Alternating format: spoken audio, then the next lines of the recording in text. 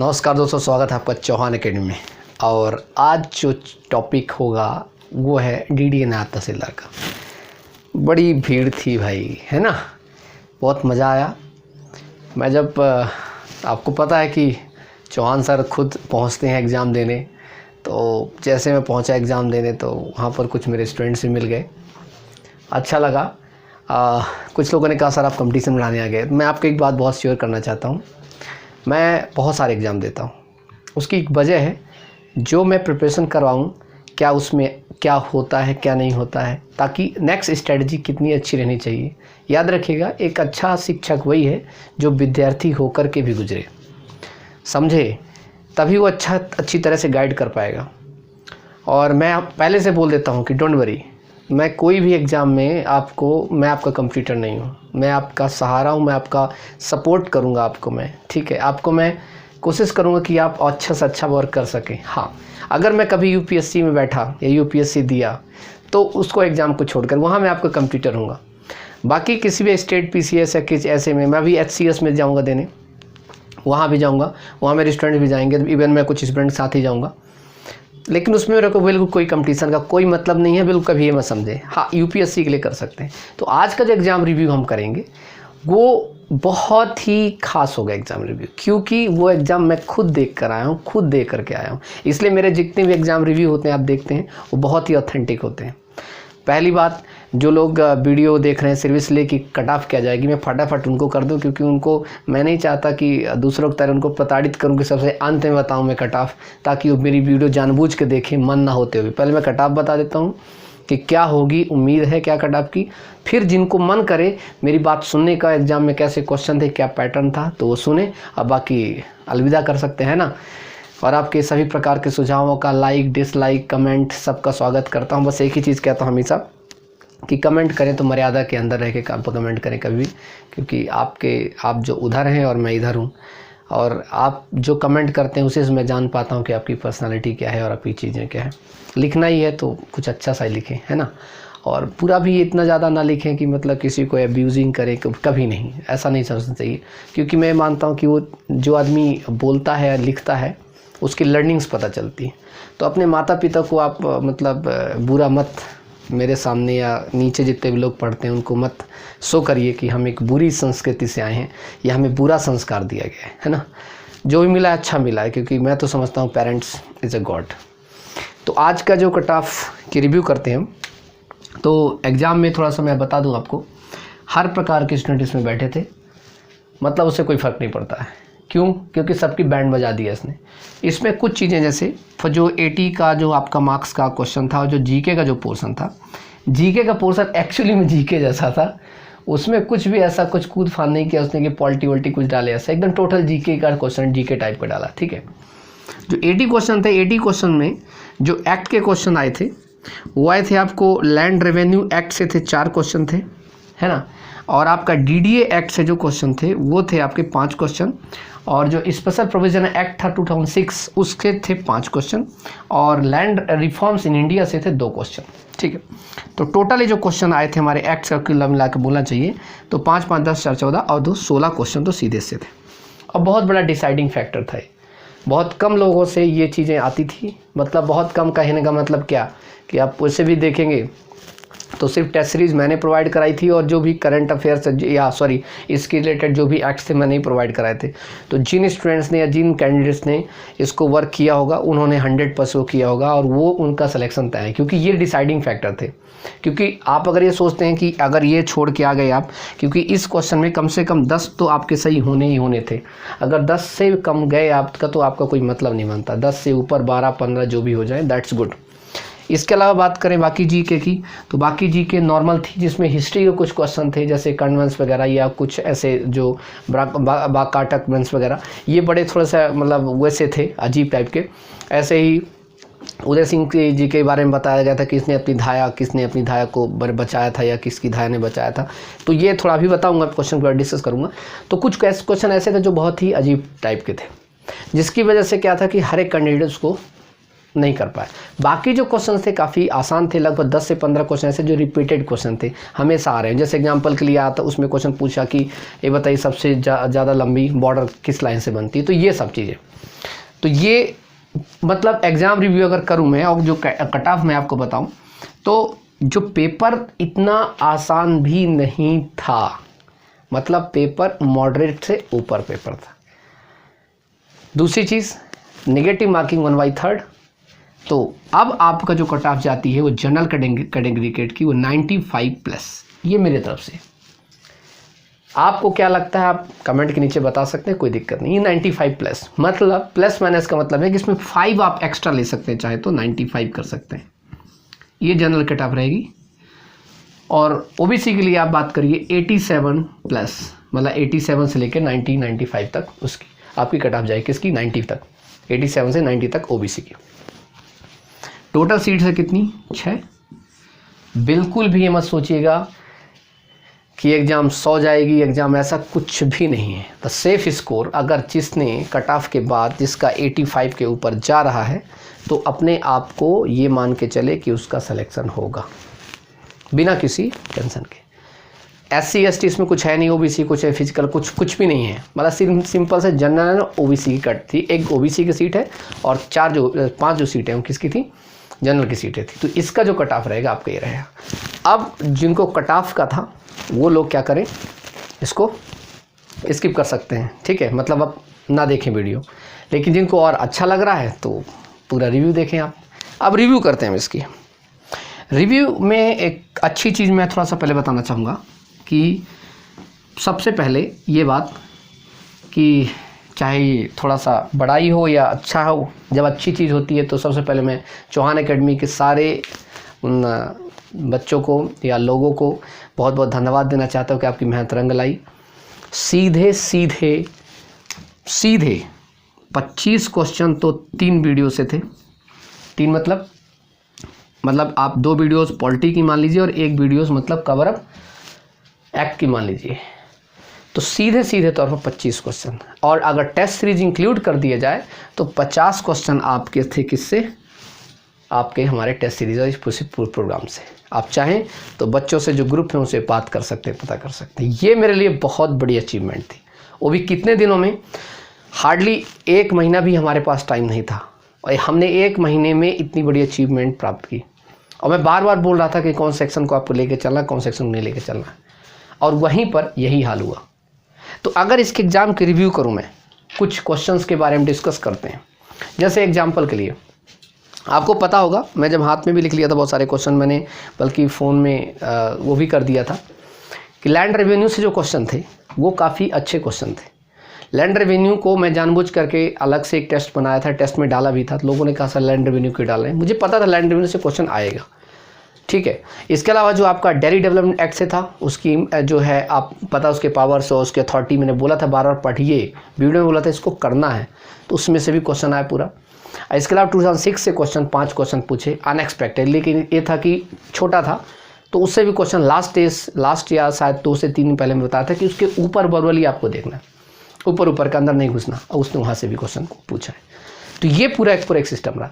इसके अलावा इस पे जो क्वेश्चन और भी पूछे गए थे, जैसे पॉलिटी से क्वेश्चन जो थे वो बहुत आसान, जैसे 108 जो ज्वाइंट सिटिंग होती है पार्लियामेंट की, उससे पूछे गए थे। इसके अलावा आपको पूछे गया था जो स्टेट काउंसिल होती है, ठीक है, एक तो स्टेट लेजिस्लेटिव होती है कि स्टेट काउंसिल होती है, 169 उसका आंसर बिल्कुल करेक्ट था। इसके अलावा आपको पूछे गए CAG क्वेश्चन पूछे गए, supreme court of India question पूछे गए थे। साइंस में क्वेश्चन पूछे गए थे आपके क्लोरोफिल जो है तो उसके अंदर कौन सा होता है, तो कुछ लोगों ने मैग्नीज लगा दिया था, मैग्नीशियम है उसका आंसर करेक्ट होना चाहिए, ठीक है। इसके अलावा आप सैचुरेटेड अनसैचुरेटेड एसिड से पूछा था किस में पाया जाता है किस में नहीं पाया जाता, ये क्वेश्चन था। इसके अलावा क्वेश्चन सबसे 2 क्वेश्चन बहुत मतलब सरप्राइज थे भूटान से सीधे, मतलब भूटान की कैपिटल क्या है और भूटान में कौन सा धर्म पाया जाता, तो भूटान से सीधे क्वेश्चन था, मतलब अच्छा मतलब अचीव करने का, जिसका अगर इससे ऐसे क्वेश्चन गलत हो गए सिली मिस्टेक तो उसके लिए बहुत बड़ा व्यर्थ की बात है।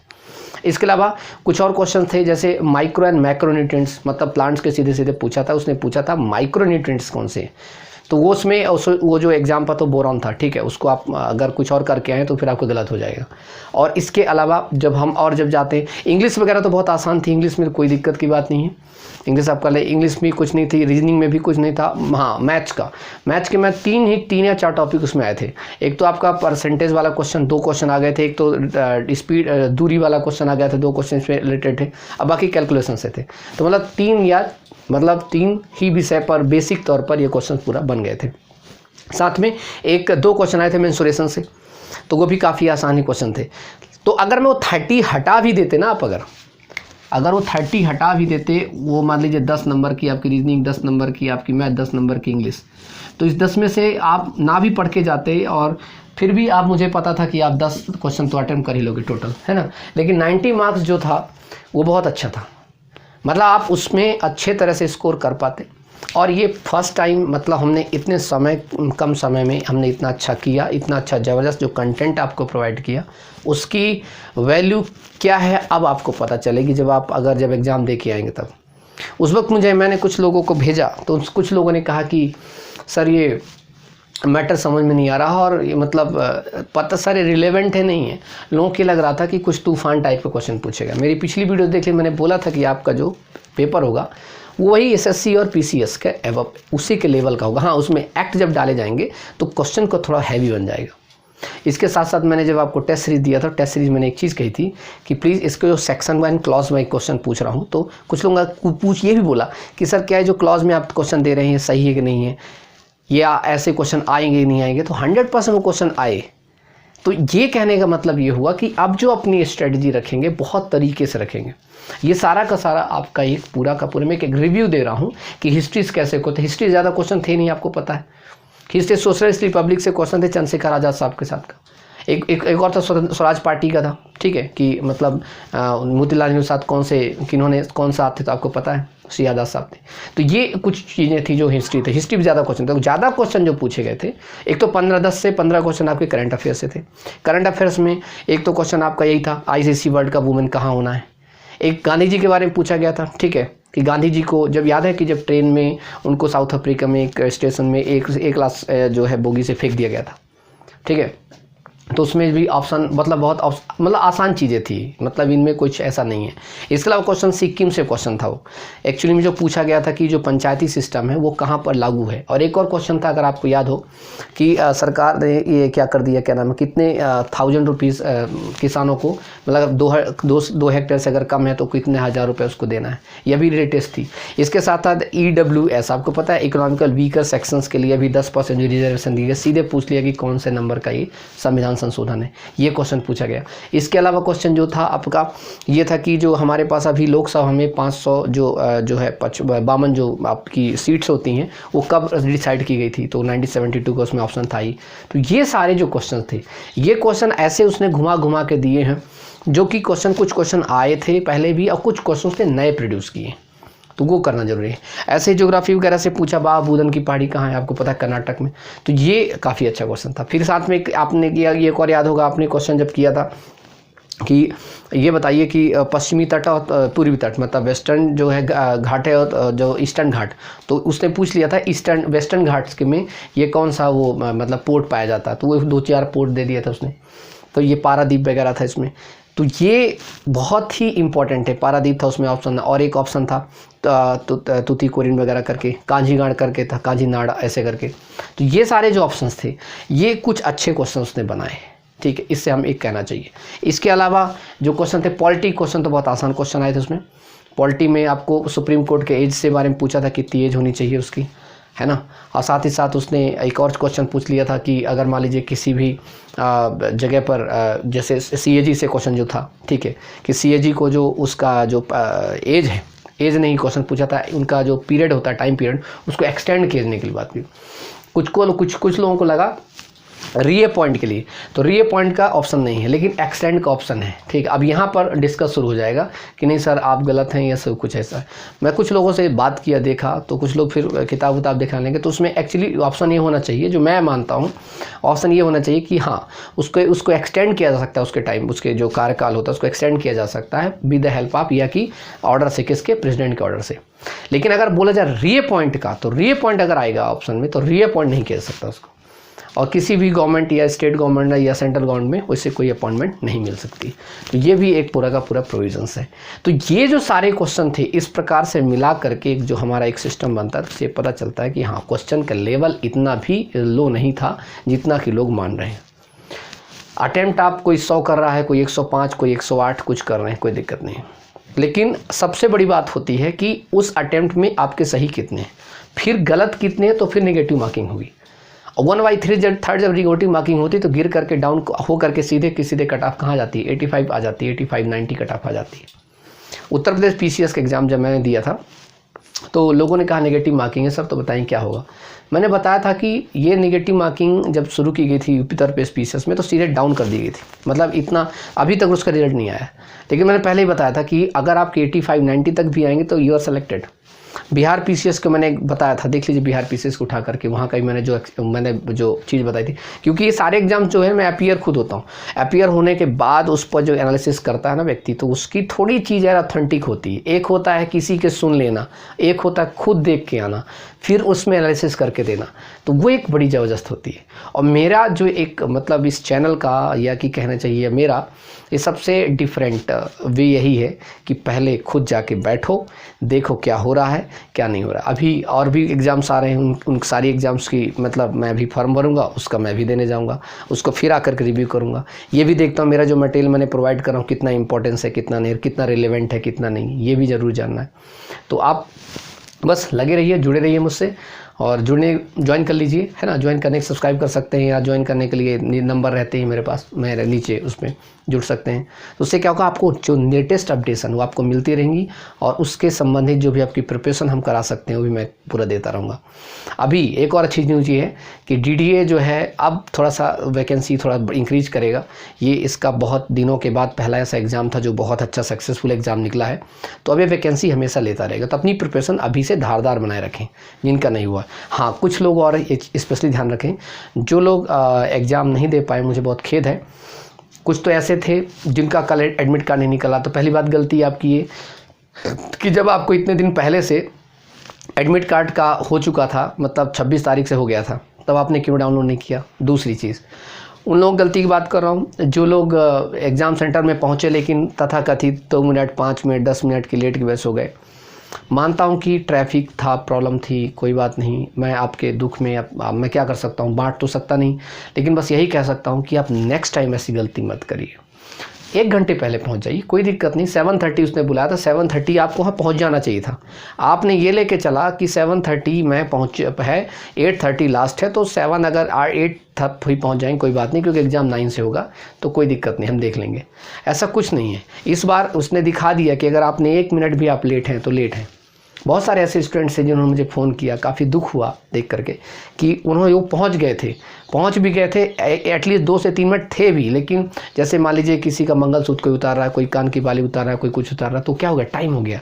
और इनका सिस्टम ये है कि 8:30 जैसे हुआ तो इनके जो लॉगिन सिस्टम होता है, या कि जो इनका वेरिफिकेशन, वो बंद हो जाता है, मतलब 30 मिनट सीधे फिर आप गए। तो इसलिए नेक्स्ट टाइम से गलती बिल्कुल मत करें, ठीक है। और नेक्स्ट टाइम आप अपनी पूरी प्रिपरेशन करें ज़बरदस्त तरीके से। हमेशा बना रहूँगा मैं, एक रिव्यू और लेके आऊँगा। तो अभी तो ये रिव्यू नॉर्मल था, एक रिव्यू और लाऊँगा और फिर आपसे बात करूँगा। तब तक के लिए अपना ध्यान रखें। जय हिंद। चौहान को इजाज़त दें, फिर मिलूँगा आपसे मैं। Bye bye.